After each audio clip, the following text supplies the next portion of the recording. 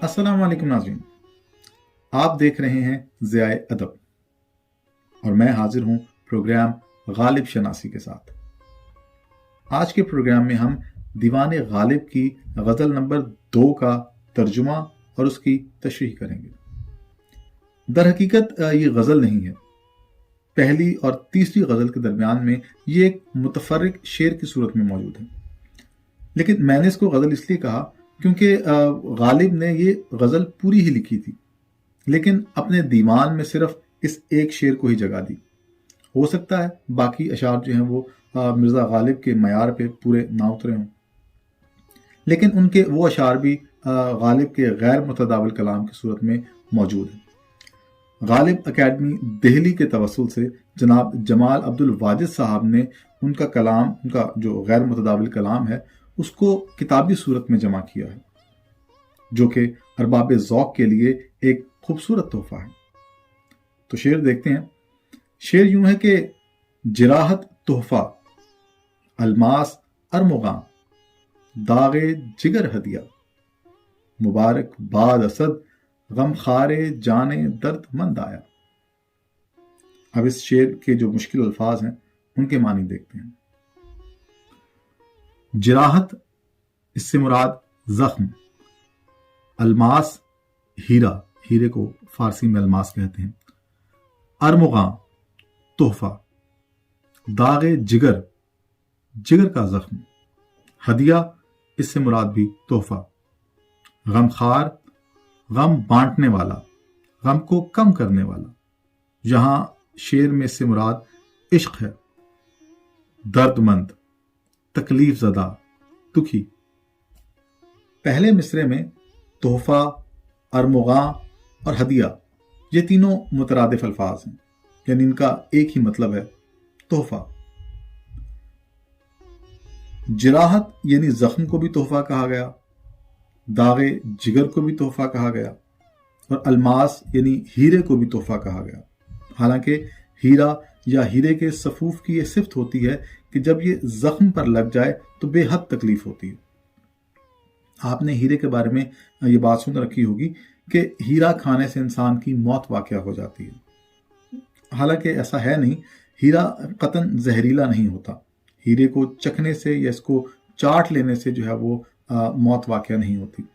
दरअसल हीरा जो है ये हार्डेस्ट मैटर है ज़मीन पर, तो अगर ये कोई खा ले तो इसके जो नोकीले कोने होते हैं वो अंदर जाकर भी घिसते नहीं हैं और आंतों के अंदर और स्टमक के अंदर जो है ये जख्म कर देते हैं, जिसकी वजह से इंटरनल ब्लीडिंग होती है और अल्टीमेटली जो है वो मौत वाक़या हो जाती है।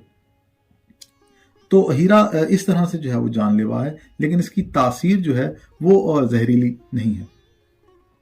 खैर, बात हो रही थी पहले मिसरे की। तो पहले मिसरे में जिराहत को, अलमास को और दागे जिगर को, इनको तोहफा करार दिया, और इस पर मिर्ज़ा गालिब अपने आप को मुबारकबाद देते हैं कि मुबारक हो असद इन तहाइफ पर। ये तहाइफ लाया कौन? इसका जवाब दूसरे मिसरे में है। गम खारे जान दर्दमंद, यानी तुम्हारी दर्दमंद जान का जो गमखार है, यानी इश्क। मतलब इश्क अब तुम्हारी जिंदगी में दाखिल हो चुका है, तो इश्क के साथ वाबस्ता जो अजियतें, जो तकालीफ होती हैं, वो भी अब तुम्हारी जिंदगी में दाखिल हो चुकी हैं। तो मुबारक हो तुम्हें इन तमाम तहाइफ पर। बादशाह रहीन यहाँ पर गमखार से मुराद दोस्त के लेते हैं, वो दोस्त जो कि महबूब को पैगाम देने गया था और वो इन तहाइफ के साथ लौटा है, तो उसके आने पर अपने आप को मुबारकबाद दे रहे हैं। अच्छा, गौर करने वाली बात यह है कि इन अजियत देने वाली चीज़ों को तोहफा या हदिया वगैरह क्यों कहा गया, और फिर इस पर मुबारकबाद क्यों? आजकल के मोहब्बत के तकाजे कुछ मुख्तलिफ हैं, लेकिन मोहब्बत का जो कॉन्सेप्ट हमें क्लासिकल शायरी से मिलता है वो ये है कि महबूब की तरफ से दिए जाने वाले तमाम दुख और तकालीफ जो कि उसकी बेरुखी की सूरत में होते हैं, आशिक उन्हें बड़े खुले दिल से लेता है और उन्हें महबूब की इनायत समझता है और किसी बात का कोई शिकवा नहीं करता। और असल मोहब्बत है भी यही कि इंसान जिससे मोहब्बत करे उसे किसी किस्म का शिकवा ना रखे। और फिर सितम हो या करम, उसको महबूब की अदा समझे। सो मुबारकबाद भी अपने आप को इसीलिए दी कि आशिक को महबूब के सितम और मोहब्बत की सख्तियां झेलने में लुत्फ आता है, और ये पुरअज़ियत तोहफे जो दरअसल आशिक के लिए लुत्फ का सामान है, इसलिए अपने आप को इन तोहफ़ पर मुबारकबाद दी कि मुबारक हो असद, अब तुम्हारा इश्क जो है वो पुरलुत्फ हो गया है। इस शेर के मिसरे सानी यानी दूसरे मिसरे के आखिरी लफ्ज को देखिए, आया।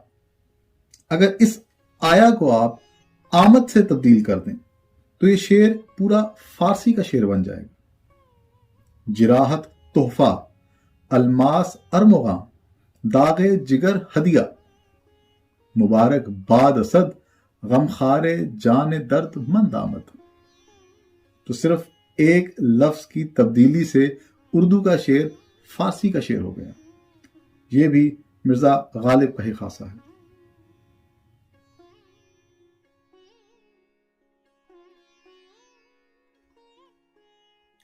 अगर आपको ये वीडियो पसंद आई है तो लाइक, शेयर और कमेंट करना मत भूलिए। और अगर आप मिर्जा गालिब के कलाम की तशरीह पर मबनी मजीद वीडियोस देखना चाहते हैं तो प्लीज़ ज़ाय अदब को ज़रूर सब्सक्राइब कीजिए। बहुत शुक्रिया।